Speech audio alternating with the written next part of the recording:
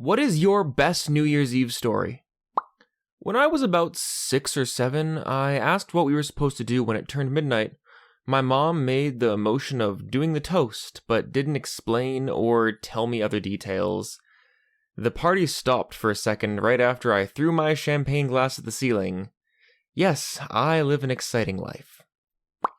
My brother got me drunk and put up banners all over the house for the current year to make me think that the year that I had just lived through was all a dream.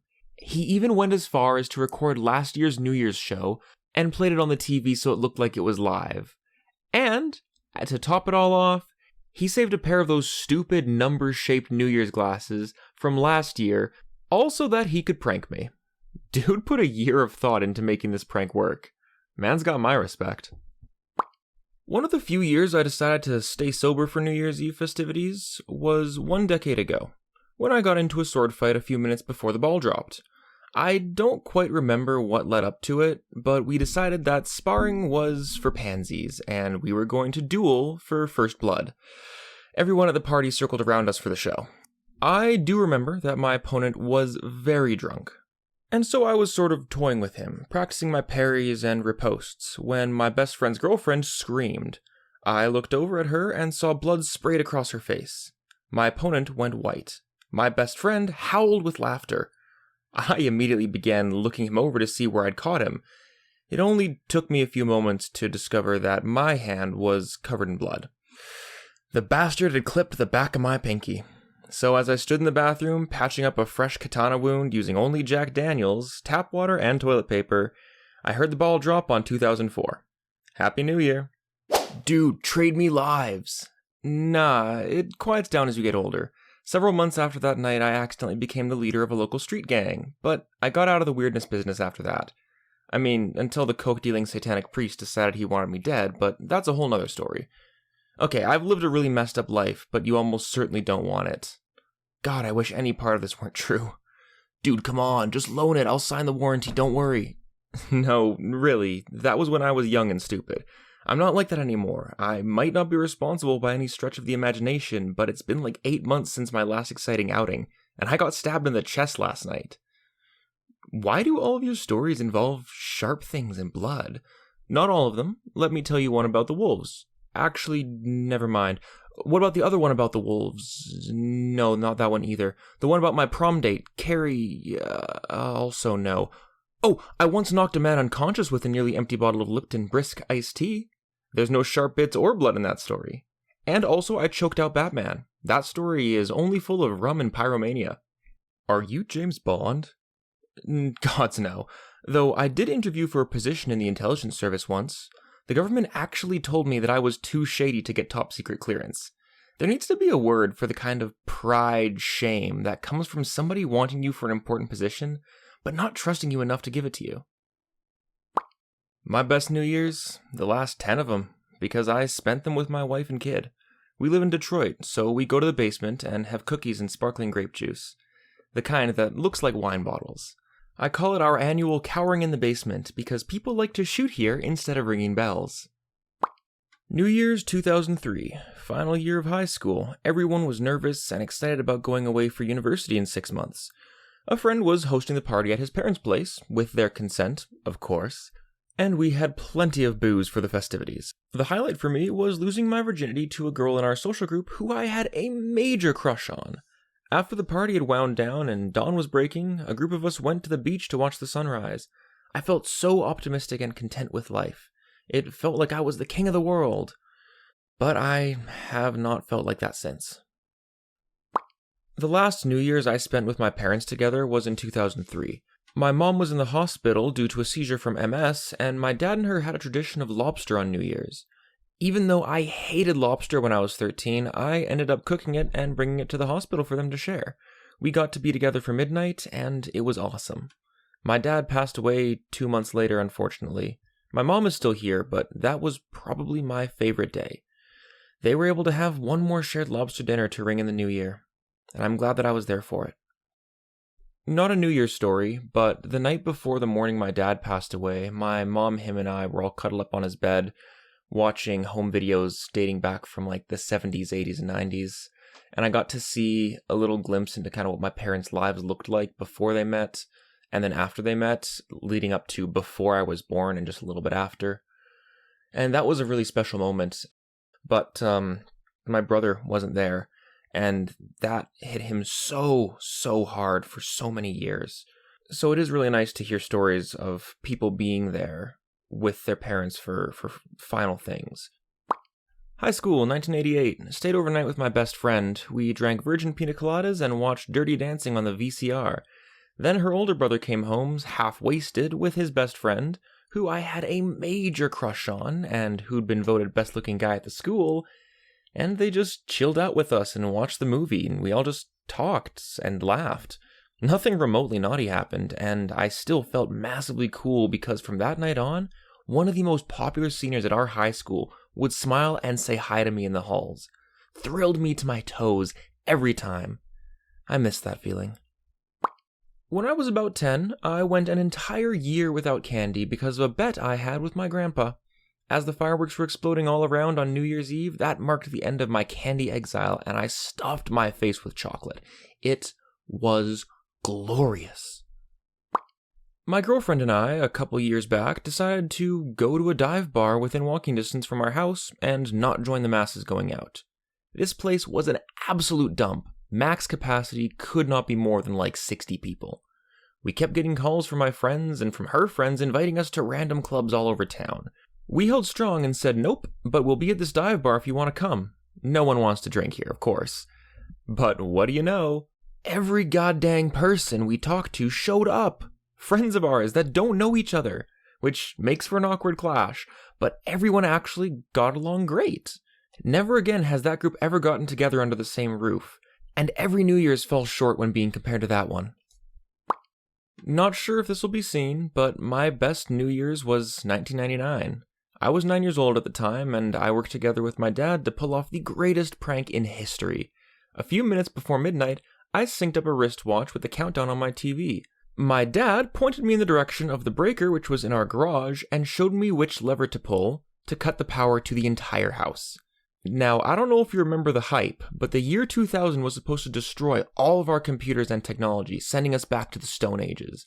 So as the moment grew closer, I watched the seconds tick by on my wristwatch.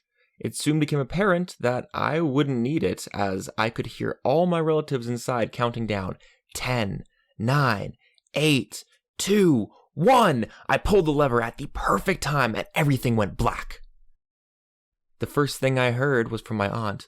"Oh my god, it hit Y2K! It hit!" I was only going to leave the power out for about 10 seconds or so, but the lever was stuck. I couldn't get it back up for 2 minutes, during which the whole time I heard my family freaking out. Then eventually they looked outside and started to wonder why our neighbors still had power. Thinking back, I really wish we could have recorded this. We probably could have won the $10,000 on America's Funniest Home Videos. Every year for as long as I can remember, I've celebrated the New Year's with my parents, grandparents, and brother at my grandparents' house in the middle of literally nowhere. We celebrate at 9 p.m. because my grandpa can't stay awake until midnight, and we wear the same Happy New Year 2003 hats that we keep saved in a garbage bag. My brother and I, the only ones awake at midnight, end up watching the Times Square broadcast on our 17-inch TV, but can't be loud as it'll wake up everyone in the house. It was a decent bonding experience for us. But despite now being old enough that I'm visiting from college, I'm still not allowed to celebrate New Year's elsewhere, and it sucks, but I'm sure I'll somehow miss it when I'm older. Bro, you're visiting from college. You could literally just not come. Just don't go. They can't stop you. If they disown you because you want to spend one New Year's with your friends instead of them, then your parents probably aren't good people to hang out with anyways. Millennium Party. I was 10, so I didn't get the magnitude, but it was insane. All our family friends had come over, so maybe 70 people. We had a 10-pound Ghirardelli chocolate cake, although it was more like a slab, which we broke apart with a hammer. There was dancing until 5 a.m., and at one point several grandmas all stood up and started doing the Macarena in unison. We still find the glitter from that party in the nooks and crannies of the house. Everyone had a blast, and only left once my dad suggested breakfast. I was at my friend's house, we were 5 or 6 at the time, and playing Mario Kart on her GameCube. We'd been playing all night, until a bunch of adults came downstairs and said, "Happy New Year!" Our response? "Move! We can't see the screen!" Since they were all standing in front of it. I miss that. I feel like Happy New Year's gets less happy each year. Over 40 people crammed into a tiny Chicago apartment. The toilet clogs, and so everyone pees and vomits and all that off the balcony instead. In the morning, we wake up to see a motorcycle directly below said balcony completely caked in frozen piss and vomit. The owner was not happy. Last year, my parents, my twin sister, and me were all sitting around drinking sparkling grape juice. We spent the night switching between a How I Met Your Mother marathon and family activities like games. This year we have Netflix, so we're going to do the same thing and watch movies instead. New Year's has gotten so much better now that my mother doesn't invite the extended family over to stay the night. Last time she did that, they ended up staying for 3 days, and I was sick of them after the first hour. Last December, I returned home after moving more than 2,000 miles away, and felt like kind of a failure. I had tried to be independent and daring in a new city, and had lasted less than a year. A friend of mine from high school and college invited me to a party with people I hadn't seen in months, and I was excited to see people I loved. I bought a new dress, made a pie, and made my way there. I re-met a guy who I had known for years, but we hadn't been close before that night. We started talking, and haven't stopped talking since. We were dating less than 3 months later. I owe a lot of my confidence and strength from the last year to him, and I haven't been as happy with myself or any relationship before this guy came around. I honestly believe that party changed my life. Best New Year's ever. Last New Year's Eve was pretty sweet. I had a great time at a house party with friends, but the highlight had to be the partying with the lady who did the voice of Jimmy Neutron. I even got a recording of her best drunken party trick, wishing me a happy new year in her Jimmy Neutron voice. Debbie Derryberry, you are frigging awesome. I didn't realize that Jimmy Neutron was voiced by a woman. That's pretty cool and actually makes a lot of sense. Good for her. I have to say, the best was probably in Edinburgh a couple years ago. It was the last night of a legendary goth and metal club called The Mission. To be honest, I don't remember too much. Only the fact that there were so many people it actually rained sweat from the ceiling, and we missed midnight completely. When we did finally check the time, it had suddenly become 3 a.m. Good times. My favorite New Year's Eve was 2 years ago. It has been, so far, the only New Year's that I've had a boyfriend, and although things ended badly, I was so pleased at the time to finally have someone I could share the night with. We went up to the hill near where he lived and watched the fireworks, still wrapped in towels from his hot tub. Now here in Australia, it's 9:30 p.m. on New Year's Eve, and I'm at home with my parents. Probably gonna go to bed before midnight, and I'm just wishing I had someone to spend the night with.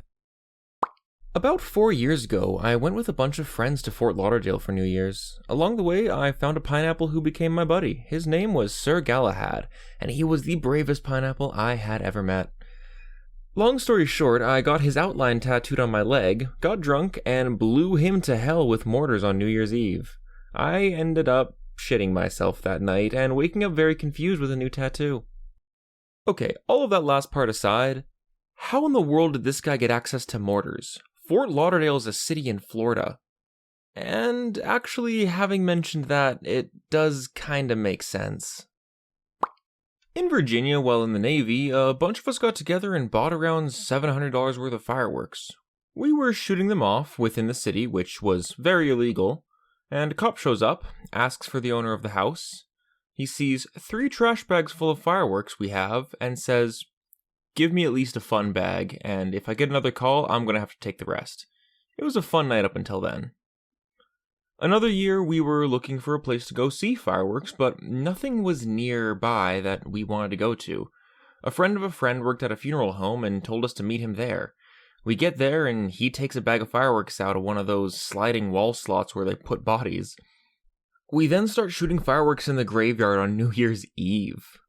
Cop car ends up coming into the graveyard, looked at us, and then just drove off without asking a question. I've never felt like such a creep in my life as I did that night. But it was kinda worth it. Okay, now we move on to the rapid fire segment of the video for stories too short to make a full entry out of, but too good to be left out. Let's jump in. My best New Year's was the first time I jumped on stage to kiss my boyfriend at midnight. He's a professional drummer, so he always has a gig. 6 years later and it's become tradition, but this is the first year that I get to do it as his wife. This year, all of my friends have ditched me, so I'm spending it with my dog Buster. Happy New Year's, everyone. 1999. Me, my mom, and dad, as well as my brother, just laid on a blanket on the driveway and stared at the stars while the new millennium rolled in. 3 years ago, I got to bang my first MILF. How jealous was your dad after that? Please, we tag teamed. Last year when my friend broke his foot, he was trying to drop kick a sign. The sign won. Got drunk and fell through my teacher's garage roof. Last New Year's, I entered the year tripping on acid, so that was pretty cool. December 31st, 2012, I was Redditing. December 31st, 2013, yep, still at it. Edit, January 1st, 2014, also Redditing as the new year begins. Man, sounds like a real action-packed life. Well guys, that's it for today. I hope you all enjoyed this video. Don't forget to leave your story in the comments below. And with that said, I hope you all have a great rest of your day. Take care of yourselves, and I will see you next time.